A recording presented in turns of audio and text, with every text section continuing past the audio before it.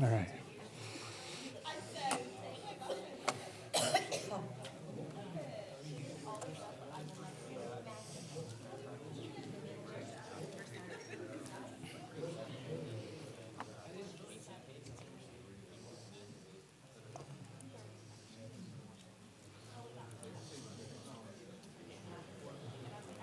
Testing, testing, 1, 2. So you tell me when you're ready, Sean. We're ready? All right. Shabbat Shalom, everyone. We're going to go ahead and get started with the Torah portion. So if you want to find your seats, we'll go ahead and get started, okay? We'll wait for the noise level to drop a little bit. Maybe a shofar blow would help. Okay. All right, let's begin with a word of prayer. Heavenly Father, we thank you that we can come together as a body of believers to dig into your word, your words of life. And we just pray, Father, that your Spirit would lead and guide us this morning. May we hear the words that in the Scriptures, and may you apply them to our hearts through your Holy Spirit. And just help us, Father, to become better servants for you as we navigate in these last days, and always lifting you up and lifting your word up and being good examples for you. In Yeshua's name we pray, amen. Okay, so we're going through the Torah portion, Tazria, or conceived. And and this is from Leviticus chapter 12, verses 1 through the end of chapter 13. It's 59. Okay, so before we start, I just got a couple, just a slight introduction.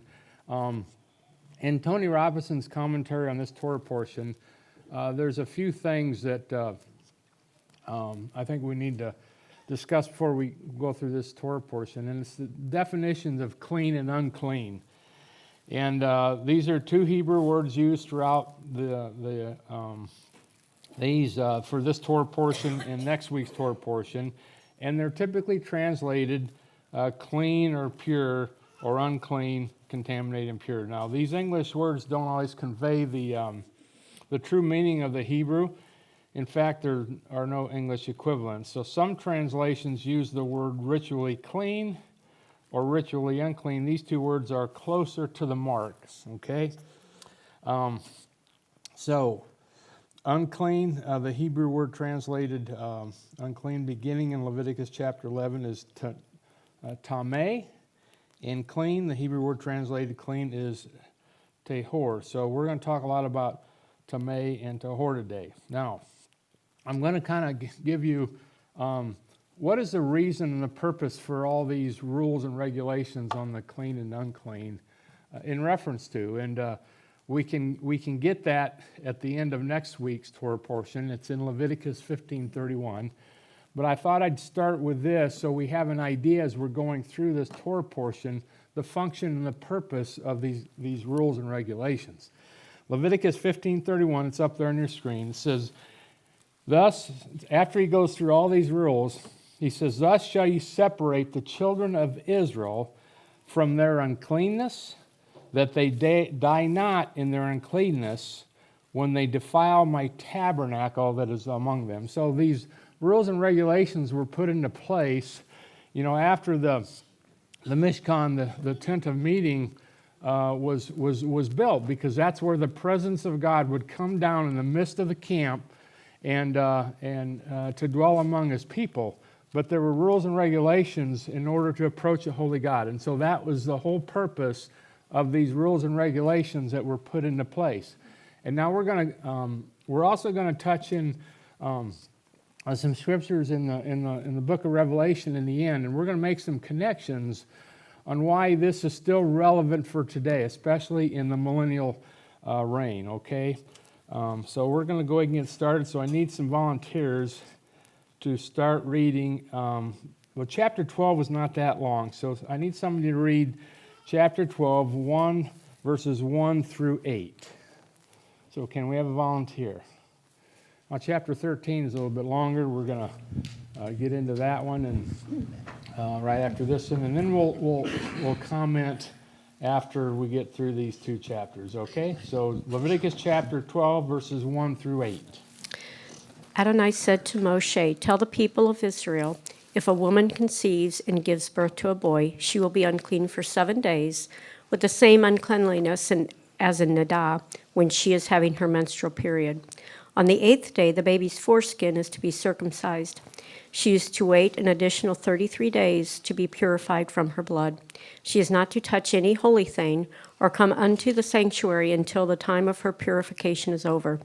But if she gives birth to a girl, she will be unclean for 2 weeks, as in her Nadah, and she is to wait another 66 days to be purified from her blood. When the days of her purification are over, whether for a son or for a daughter, she is to bring a lamb in its first year for a burnt offering, and a young pigeon or dove for a sin offering to the entrance of the tent of meeting to the Kohen. He will offer it before Adonai and make atonement for her. Thus she will be purified from her discharge of blood. Such is the law for a woman who gives birth, whether to a boy or to a girl. If she cannot afford a lamb, she is to take 2 doves or 2 young pigeons, the one for a burnt offering and the other for a sin offering. The Kohen will make atonement for her, and she will be clean." Okay, now let's get into chapter 13. There's 59 verses, so if we split this up with about 15 verses each, that would be 4 readers.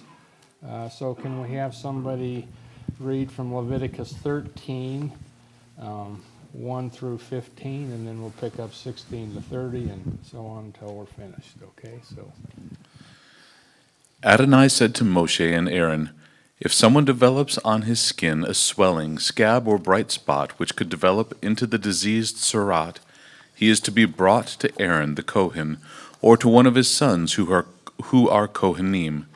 The Kohen is to examine the sore on his skin. If the hair in the sore has turned white, and the sore appears to go deep into the skin, it is surat. And after examining him, the Kohen is to declare him unclean. If the bright spot on his skin is white, but it does not appear to go deep into the skin, and its hair has not turned white, then the Kohen is to isolate him for 7 days. On the 7th day, the Kohen is to examine him again, and if the sore appears the same as before and has not spread on the skin, then the Kohen is to isolate him for 7 more days. On the 7th day, the Kohen is to examine him again, and if the sore has faded and hasn't spread on the skin, then the Kohen is to declare him clean. It is only a scab, so he is to wash his clothes and be clean. But if the scab spreads further on the skin after he has been examined by the Kohen and declared clean, he is to let himself be examined yet again by the Kohen. The Kohen will examine him, and if he sees that the scab has spread on his skin, then the Kohen will declare him unclean. It is surat. If a person has surat, he is to be brought before the Kohen. The Kohen is to examine him, and if he sees that there is a white swelling in the skin which has turned the hair white and inflamed the flesh in the swelling, then it is chronic surat on his skin, and the Kohen is to declare him unclean. He is not to isolate him, because it is already clear that he is unclean. If the surat breaks out all over his skin, so that, as far as the Kohen can see, the person with surat has sores everywhere on his body, from his head to his feet, then the Kohen is to examine him, and if he sees that the surat has covered his entire body, he is to pronounce the person with the sores clean. It has all turned white, and he is clean. But if one day the inflamed flesh appears on him, he will be unclean. The Kohen will examine the inflamed flesh and declare him unclean. The inflamed flesh is unclean. It is surat. So I had trouble following in my King James to yours, so I apologize here. I could not. One of the things to know before we read on in the next 15 verses is what happens on the 7th day consistently here? An inspection. Just keep that in mind, okay? So let's start in verse 16 and read down through 30, and I'll try to keep up with the next reader. We got a reader?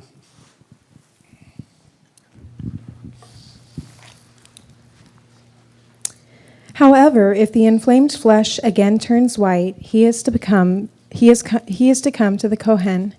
The Kohen will examine him, and if he sees that the sores have turned white, then the Kohen is to declare clean the person with the sores. He is clean.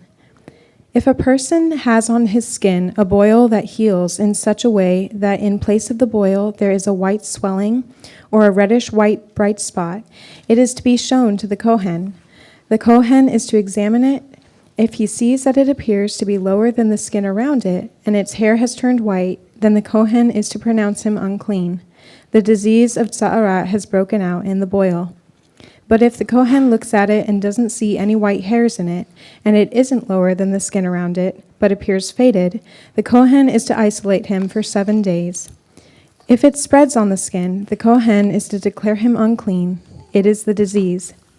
But if the bright spot stays where it was and has not spread, it is the scar of the boil, and the Kohen is to declare him clean.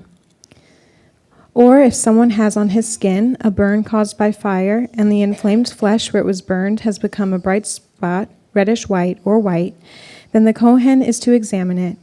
And if he sees that the hair in the bright spot has turned white, and that it appears to be deeper than the skin around it, it is Tza'arat. It is broken out in the burn, and the Kohen is to declare him unclean. It is a sore from Tza'arat. But if the Kohen examines it and sees no white hair in the bright spot, and it is no lower than the skin around it, but looks faded, then the Kohen is to isolate him for 7 days. On the 7th day, the Kohen is to examine him. If it has spread on the skin, then the Kohen is to declare him unclean. It is a sore from Tza'arat. But if the bright spot stays where it was and has not spread on the skin, but appears faded, it is a swelling due to the burn.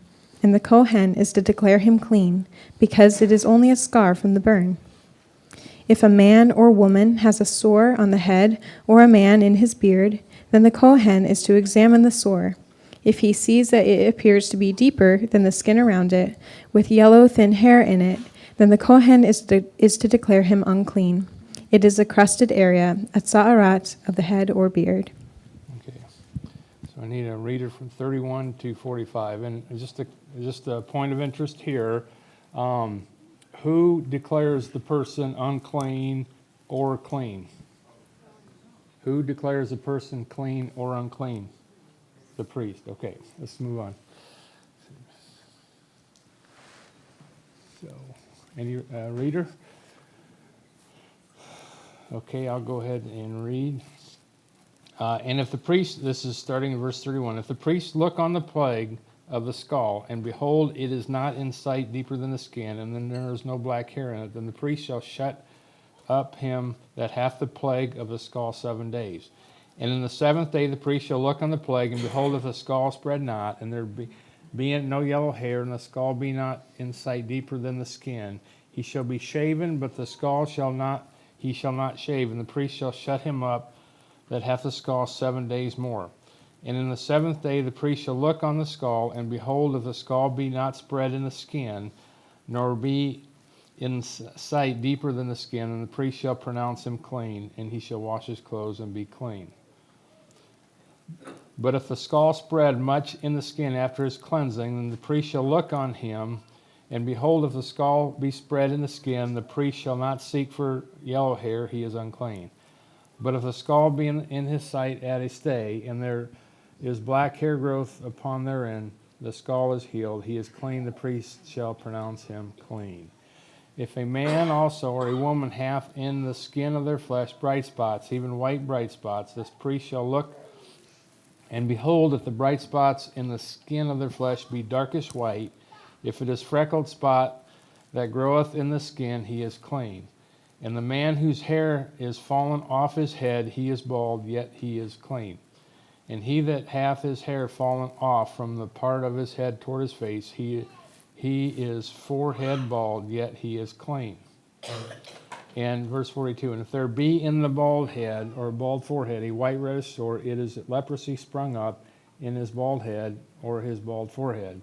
Then the priest shall look upon it, and behold, if the rising of the sore be white reddish in his bald head or in his bald forehead, as the leprosy appeareth in the skin of the flesh, he is a leprous man, he is unclean. The priest shall pronounce him utterly unclean, his plague is in his head.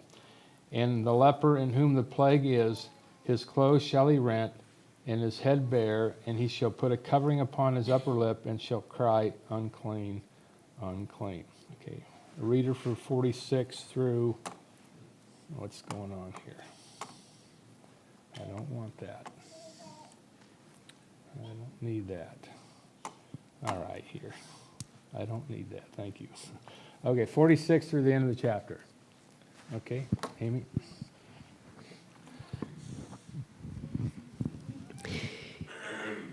He shall remain unclean all the days during which he has the infection. He is unclean. He shall live alone. His dwelling shall be outside the camp.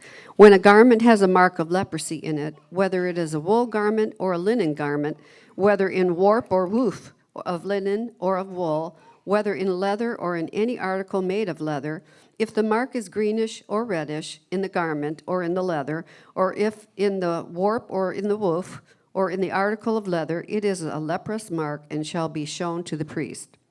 Then the priest shall look at the mark and shall quarantine the article with the mark for 7 days. He shall then look at the mark on the 7th day. If the mark has spread in the garment, whether in the warp or in the woof or in the leather, whatever the purpose for which the leather is used, the mark is a leprous malignancy, it is unclean. So he shall burn the garment, whether the warp or the woof, in wool or in linen, or in any article of leather in which the mark occurs, for it is a leprous malignancy, it shall be burned in the fire. But if the priest shall look, and indeed the mark has not spread in the garment, either in the warp or in the woof, or in any article of leather, then the priest shall order them to wash the thing in which the mark occurs, and he shall quarantine it for 7 more days. After the article with the mark has been washed, the priest shall again look, and if the mark has changed its appearance, even though the mark has not spread, it is unclean. You shall burn it in the fire, whether an eating away has produced bareness on the top or on the front of it. Then if the priest shall look, and if the mark has faded after it has been washed, then he shall tear it out of the garment or out of the leather, whether from the warp or from the woof. And if it appears again in the garment, whether in the warp or in the woof, or in any, I had to laugh, or in any article of leather, it is an outbreak. His article with the mark shall be burned in the fire. And the garment, whether the warp or the woof, or any article of leather from which the mark had departed when you washed it, it shall then be washed a second time and shall be clean. This is the law for the mark of leprosy in a garment, of wool or linen, whether in the warp or in the woof, or in any article of leather, for pronouncing it clean or unclean. Okay, that's clear, right? So, Amy, what's a woof?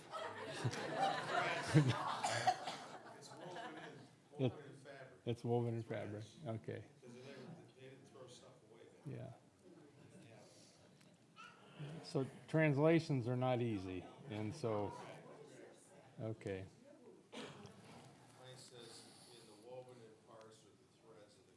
Okay. All right. So now we can go back and make some comments. I listened to commentary from Rico and from Tony Robinson, and this is really an interesting section of the Torah. But why is there so much detail in pronouncing clean and unclean when it comes to these issues? Why is there so much detail there? To me, it just signals, how important it is to know that before we can approach our holy God, that we cannot approach him in a state of not just moral impurity, but ritual impurity. And so some of the comments that Tony made, the spiritual consequences of being tamei, ritually unclean, and tehar, ritually clean. And, in the previous Torah portions, we learned that the book of Leviticus would focus on how Israel, each individual, could develop a relationship with Adonai, and through the service of the Mishkan. And so we mustn't lose sight of that core issue, which is how can a sinful man approach a holy God? again, the core issue taught by Leviticus is how one may draw near to Adonai. We already know that Israel had to approach Adonai through blood sacrifices or blood offerings. We also know that the Hebrew word for offering is connected to the Hebrew word korban, which means to draw near. So the root for the word offering, korban, means coming near. That's right. Normally when we think of an offering, we think of, the word sacrifice. And that has kind of a negative connotation of giving up something of value, but it is not the primary theme of an offering as presented in the Scriptures. Again, this is all commentary from Tony. As its root denotes, an offering is not about giving up something of value. An offering is about drawing nigh or near to Yahweh. With this as an introduction, let's take a look at some of the consequences and ramifications of being ritually unclean and tamei and tahor, ritually clean. In Leviticus 12:4, we read that during a time of a woman's impurity after childbirth, what two things could she not do during her times of impurity? Can we have the mic? Raise your hand if you want to comment. Gabe's got a comment up here. Oh, he don't want to comment? No. Okay. You want to? She's not supposed to enter the temple, is that correct? Exactly. That's one. What's the other thing?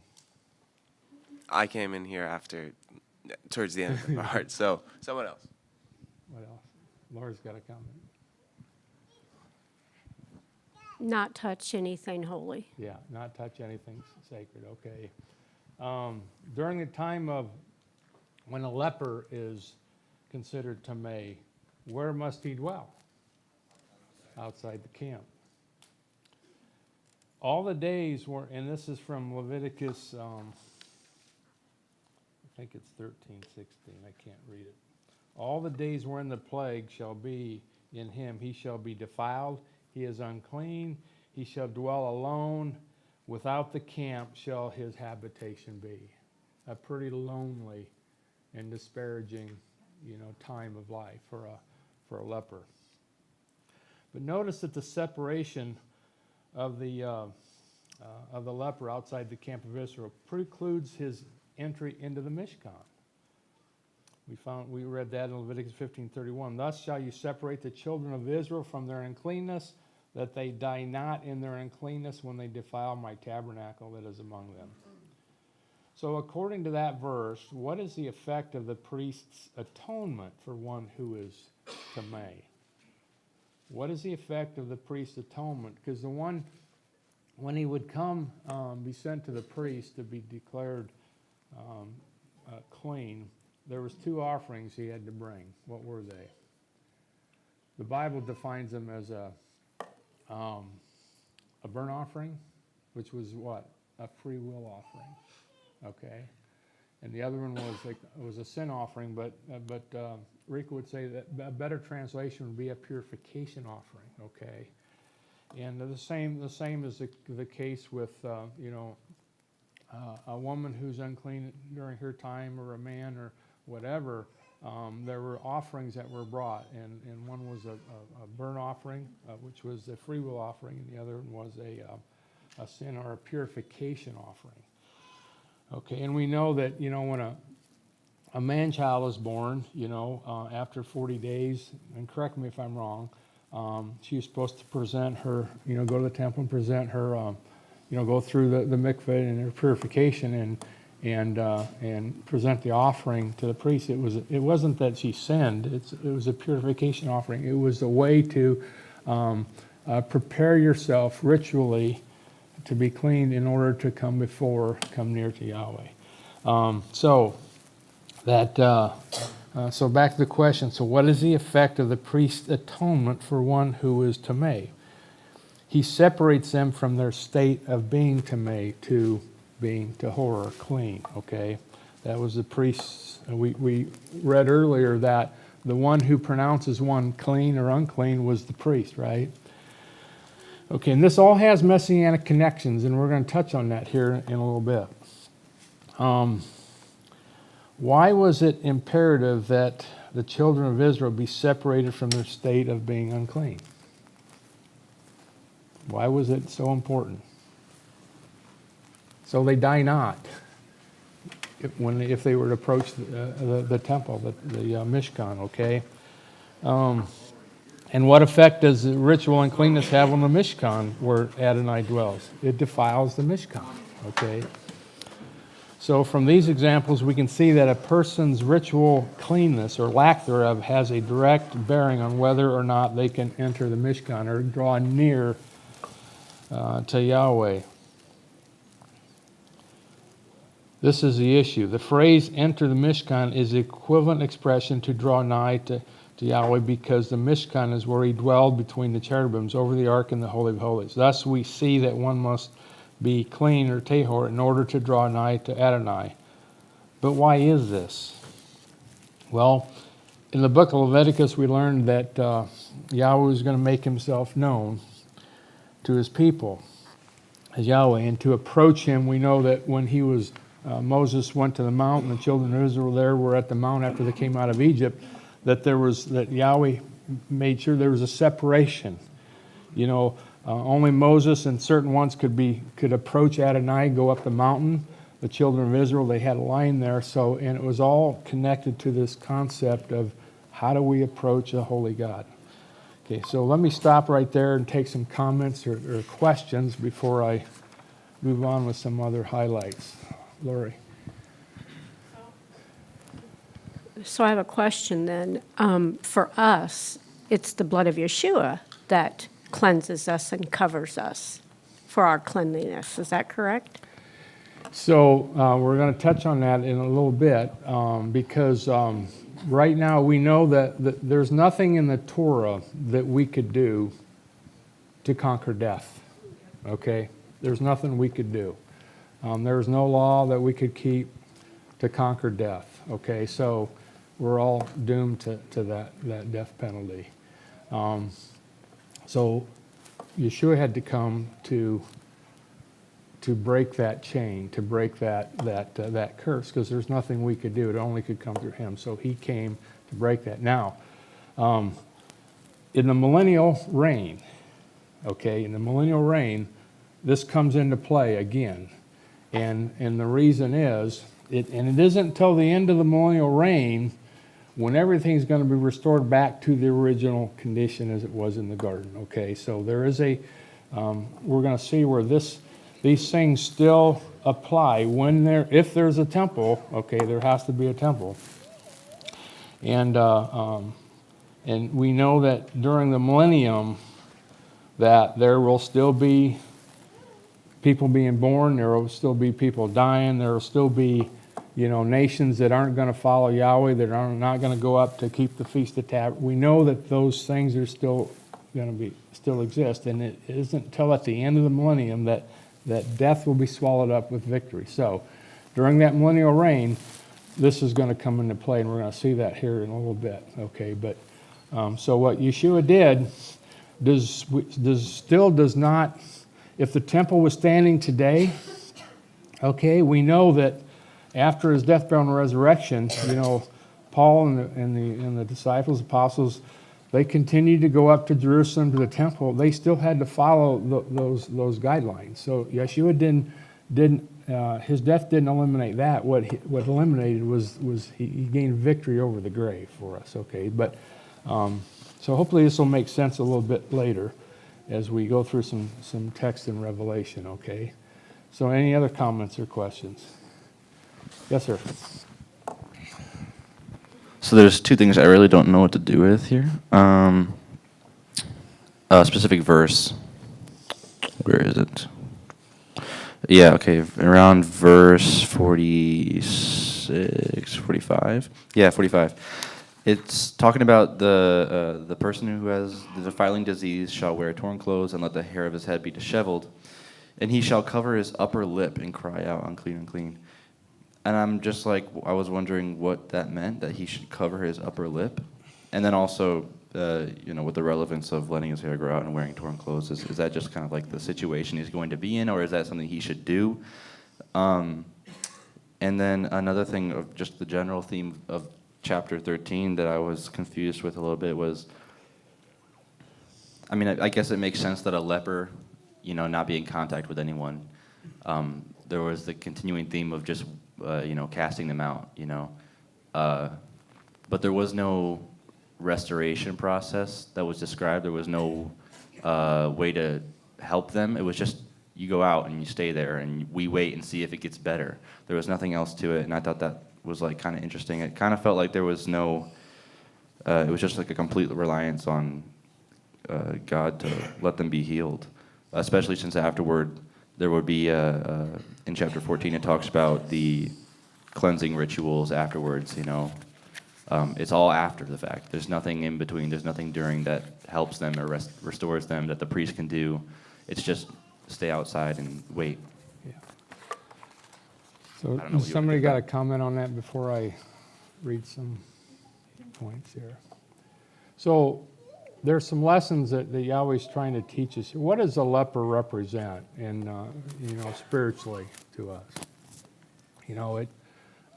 We could go back to the garden. We can see that a leper represents someone who is living in the realm of death. It's dead men walking, and it shows us that in order to be restored back, and you hit the nail on the head, it has to come from above. And there were a few times. We know when Yeshua was here, he was considered. Who was the Messiah, the true Messiah, going to be? And one of the categories or the signs for who the real Messiah was, that he would heal the leper.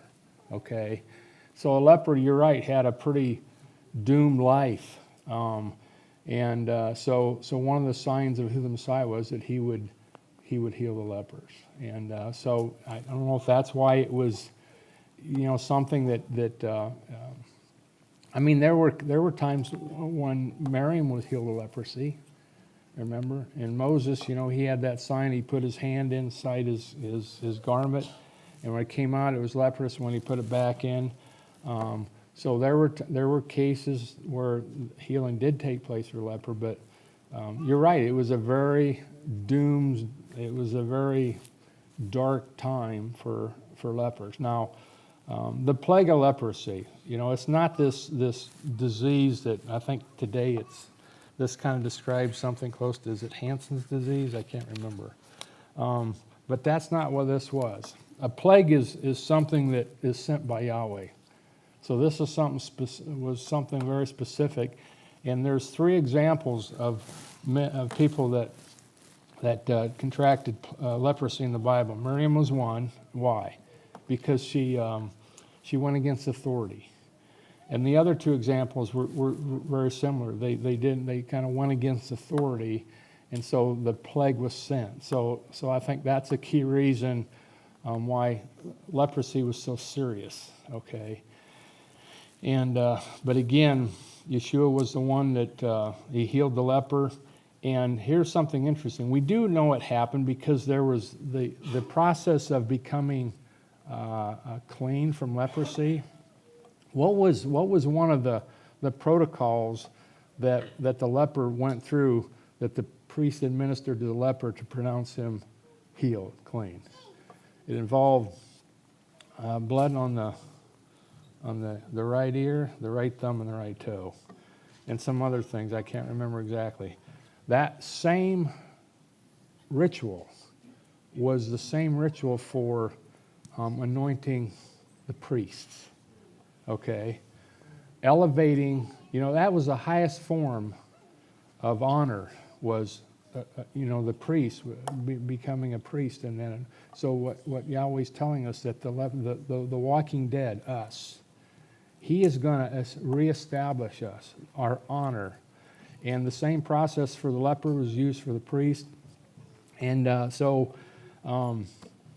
I just think it just shows the heart of God, how he wants to take his people who have sinned, become the walking dead, and he's going to restore us to a position of honor. And it mentions that his people would become a kingdom of priests. Okay, so all these things are connected to the death, burial, and resurrection, and restoring his bride back to the garden. All these things have those connections. So I don't know if I answered your question exactly, but Ray's got a comment. In the Hebrew, it comes up with wrap oneself in or cover oneself. So he has to wear a veil.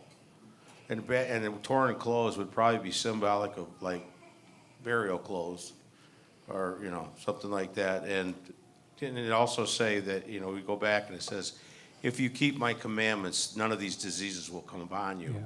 Well, these diseases are coming upon him. What commandment is he breaking? He's supposed to go outside the camp, examine himself, get right, and then come back, and then be declared clean. You got a comment in the back. Is this on? Also, I think the covering the lip, because like you were mentioning, the leprosy was all about going against authority and kind of a rebellion state. I think the covering is really about how you're not to listen to anybody because that's why you're also supposed to be separated. So all of that couldn't spread with, the other members of the community, that you really are to be separate and you should not, have kind of an open mouth to be able to continue to spread that. Yeah. Okay, any other comments? I don't have a whole lot of time left. And let's limit the comments to 2 minutes if we can, so we can get through it quickly. Super short comment. Yeah. The Hebrew word for plague is negah. Yeah. Negah literally means naga, N-A-G-A, to touch. So whenever you got the plague of leprosy on you, your clothes, or your house, it was considered as if it was a touch from God himself in your life. Yeah. And for that reason, it's very interesting because when it introduces the leprosy passage, it uses the word Adam, which is the highest level of man. Ish would be a lower level of man. Gaver and Enosh would be lower levels. But Adam is the highest level of man, meaning generally leprosy or tzara only affected those who were most spiritual, closest to God. So it goes to show you the closer you walk with God, the more serious it is. Yeah. But yeah, that word means touch, Good. like a touch from heaven. So I'm going to go through some more comments here that Tony brought in. Let's see here.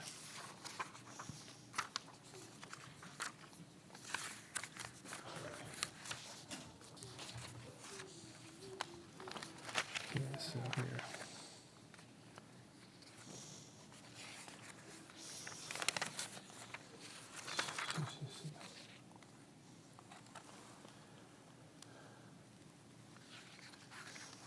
So there were a lot of things that made a person ritually impure. We talked about a woman bearing a child, the time of her cycles, and the time of if a man has a seminal emission, and all these things in the leper makes a person tamei. But what is the connection there? We know that, so we're going to just touch on the thematic significance of becoming unclean. We see that the children of Israel were commanded to walk in holiness. The holiness would ensure that they did not become unclean, thus enabling them to come into the Mishkan for worship. The instructions given in Leviticus 11 through 15 concern every sphere of life. Though these instructions, through these instructions, Yahweh has demonstrated what makes one unclean. Now note all the different ways which one could become unclean. One could become unclean by eating certain animals and touching the carcasses of certain animals. One could become unclean by the contact with a corpse. One could become unclean during childbirth. One could become unclean because of certain bodily discharges. One could become unclean by contracting certain skin diseases. Although these 5 circumstances leading to the state of impurity mentioned above seem unrelated, but we can find a common theme. And what is that? What do you think that common theme is between all of these?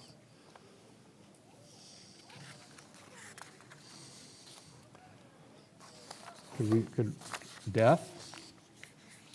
So let's take a look at that example. What quality of carcasses seem to convey ritual uncleanness? The fact that animals are dead.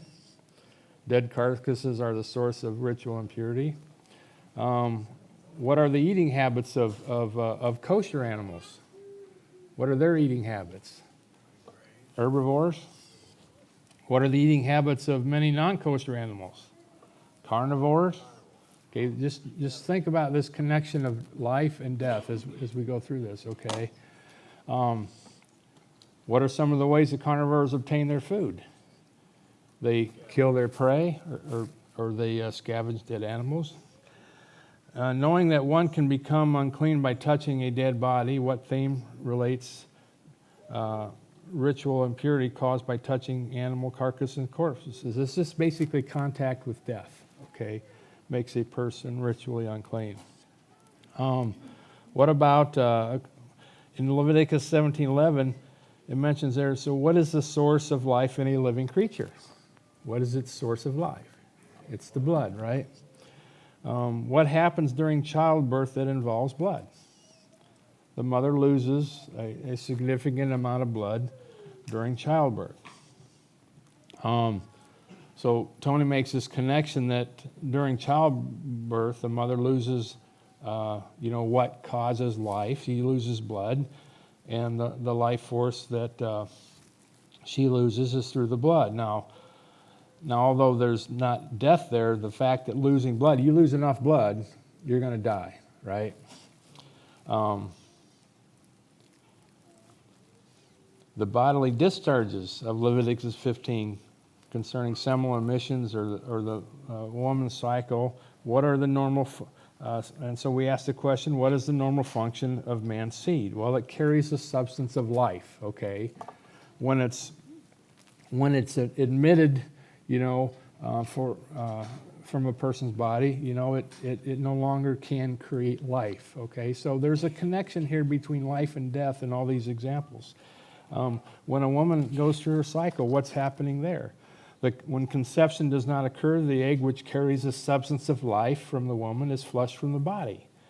So we see here that there was a potential life there that no longer is a potential, okay? So all these things that we're talking about that makes a person unclean in these chapters deal with life and death, okay? Connection with death is what makes a person unclean and not able to approach a holy God without going through a ritual cleansing process. Does this make sense? Therefore, we see that all these things that we discussed are connected with life or the loss of life or the potential of life that didn't happen. So, concerning the thematic connections of the leper, and this is where we'll end up closing. As I mentioned, the leper represents someone who is living in the realm of death. They were banished outside the camp and separated from the temple in the presence of God. When Adam and Eve sinned, they were what? Banished from the garden. They were separated from the garden, which was a type of temple in the presence of God. How can one be banished from the camp, return to the temple in the presence of God? The ritual of purification from uncleanness was a way of vindicating that person and declaring him ritually clean, allowing a person to return to the temple in the presence of God. So again, all these rituals just point to the state that man has become because of sin. He's become a walking dead. He cannot approach a living God without going through, a purification process. And therefore, these things just help us understand how God wants to dwell with us. He provided a way in the wilderness through the Mishkan, okay, and that was a type of what I believe the millennial reign. He's going to be dwelling with us again in the millennial reign. I believe that's why the temple has to be put in place. Now we know at the end of the millennial reign, after the death is swallowed up and everything is made pure and clean, the New Jerusalem will come down from heaven. It will not have a temple. Why? Because we won't need that temple and that purification process, because the high priest, the Messiah, your Savior, will declare us at the end of the millennium to be ritually clean, morally clean, to where we can approach a living God, okay? So there is connections, the messianic and millennial connections all through these things we're learning in Leviticus. Okay, and I mentioned it was the, so why does God use a ritual incorporation for the priest, representing the highest level of honor to a leper, who was in the realm of death and banished from God's presence and restored back into the camp in the presence of God? It was a priest who was the one to declare a person who went through ritual purification process to be clean. We know that Yeshua, the judge of all the earth, is going to be the one to separate the sheep and the goats. He's the one that's going to declare you clean, you pure, as a bride of Messiah, right? He's the high priest in heaven right now. After the 1,000 years are complete, the millennium, the end of 7,000 years. Now, I mentioned earlier what happened on the seventh day as we were reading through Leviticus 12 and 13. What happened on the seventh day? There was a what? There was an inspection, okay? Well, we know that with Yahweh, 1,000 years is a day. So so during the seventh day, the 7,000 year millennial reign, there's going to be an inspection for 1,000 years, all right? And then what happens on the eighth day? That's when the priest declares the person that went through, kept the commandments and remained ritually clean. He will declare him clean, pure, and will issue him new garments, new robes, and the wedding will take place. Okay, so let's see here. And it was on the eighth day, it says that God will wipe away all tears. Death shall be no more. The former things are passed away, and all things are made new. His bride is restored back to the garden, the temple, in the presence of God. His bride is declared clean and purified by the high priest from heaven, Yeshua or Messiah. And, we can read this. I'm running out of time. In Revelation 21, 1 through 7, it mentions that this new heavens and this new earth and this holy city coming down from Jerusalem. And he said, I heard a great voice saying, behold, the tabernacle of God is with men. Okay. And he will dwell with them. This whole Mishkan, the temple, that Moses had built, the one that David had built, Solomon had built, this all was a type of God wanting to dwell with his people, gave them a way to at least approach him, during the first 7 days. And at the end of the 7 days, in the eighth day, the 8,000 years, that temple will no longer be needed because death will be swallowed up. There won't be anything to cause a person to become ritually impure. In chapter 21 of Revelation 22 says, and I saw no temple therein, for Yahweh, God Almighty, and the Lamb are the temple of it. So it's at that point when the temple will no longer be needed. All right. So any other comments, final comments or questions? We're out of time, so make it very short. 1 minute comment. So then broadly, the Mishkan is the symbol of life. Everything that approaches it is in a perfect condition. No missing limbs or diseases or other things that render anyone unclean. And the farther they are from the temple, especially outside the camp, that's where death, uncleanness, wild animals, and so forth, unknown things dwell. And so broadly, the temple becomes a symbol of life and perfection. So what you just mentioned there was exactly what Revelation 21 said in summary. He says that in verse 27, after he comes down to the earth, there shall in no wise enter into it anything that defileth, neither whatsoever worketh an abomination or maketh a lie, but they which are written in the Lamb's Book of Life. So we see this all, how this all ties together, this mishkan of how to approach a holy God, because we cannot approach him in a defiled state. So you're exactly right. Okay, Ray, we'll take this last comment. I